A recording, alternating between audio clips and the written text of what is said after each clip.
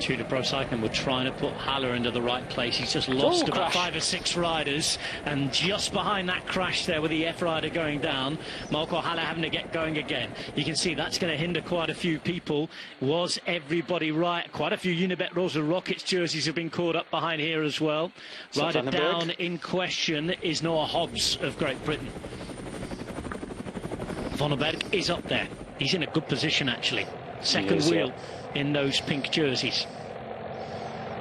Cortina's following Leitao. Leitao in about 6th or 7th position in that green jersey. We said there are a few Unibet Rosa Rockets out of position. One of those who wasn't is Groenewegen, the leader.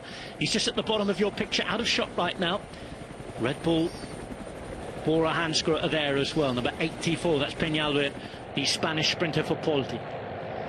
Leitao's doing a very good job here on his own. He's on the wheel of the EF riders, but just solo, just finding his own way. You can see him there on the left-hand side, Caio Royal jersey in the dark green shorts, just waiting patiently and following those riders as much as he can for as long as he can.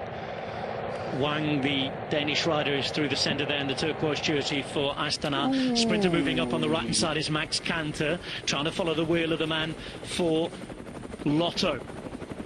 Lotto with 2 riders out here in front, pulling things out as we're into the final kilometre now, is number 173, that's Van Maartensteeg, and the rider we think they're going to have a go for here is 167, Cedric Berlens. He's on the wheel in the red jersey. Groenewegen a little too far back at the minute, it seems. They've got to move up if they're moving up now. We are inside the final kilometre of Trofeo Palma. There is Van den Berg, who's now being moved up right inside. Groenewegen still not in the shot yet. There's been some sort of issue here because he was in a good position a moment ago. He's been bunched out. He's not there. Left-hand side there will be, but that's way back for Dylan Groenewegen at the minute here. They'd have to come from a heck of a long way back. There's elbow stuff, there's shoulder stuff. Red Bull Bora Hansgrohe trying to move up last minute, just as Turgis is alongside his teammates from Total. Now the sprint is going to be launched. And on the front, it's Cortina who's gone for a real effort here. On the left-hand side, you can see there is a chance for Leitao to try and do the same. Yuri Leitao's going for it again. And Leitao's at the front. He can't hit the front, though. It's Red Bull Bora Hansgrohe are going to do it. The head in the air, the arm in the air. And I think it's the man who was supposed to be on lead-out duty who's got the win. Red Bull Bora Hansgrohe have it. They turn, they celebrate. It was a messy finale. And it is Arne Marit who does it. All the talk before about having to do the lead out for a 19-year-old. But Arne Marit found his position and finally has a very important win. Look at what it means to him. Rob, that team, 4 out of 4.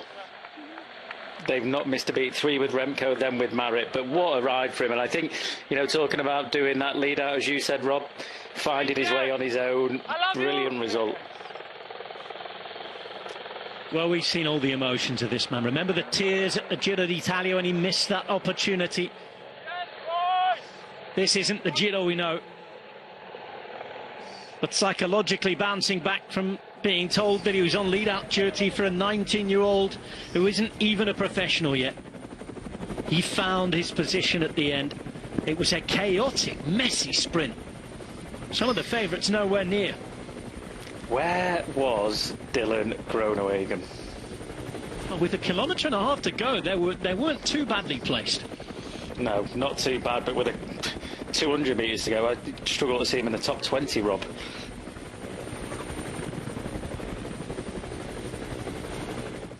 Good result for these boys, though. Here's a replay of the sprint. You can see Marit just down there in the middle behind the F rider, just waiting patiently. There's a little bit of a kerfuffle behind with Ivan Cortina there. But just watch, edges himself out onto the rider of the Direct Energy rider. I think that's Marit there, but there's a lot of fighting. You can see 3 Red Bull riders. They've got the numbers there to do the lead out. But Arne Marit, ooh, God, it's scrappy. There's Cortina starting the sprint with about 2:50 to go.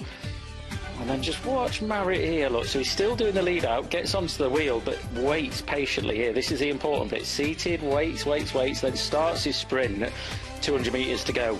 Rob, I'm no genius, but I think if you were doing a lead out, you wouldn't wait until the last 200 to start the lead out. Well, Magagnotti, the man he's most supposed to be leading out, was just sort of knocked off his rhythm when Cortina came through. He was, yeah. I think he was the man from XTS Astana, by the way.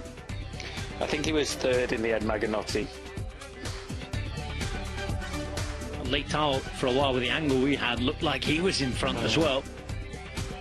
With Arne Marit on the left-hand side there.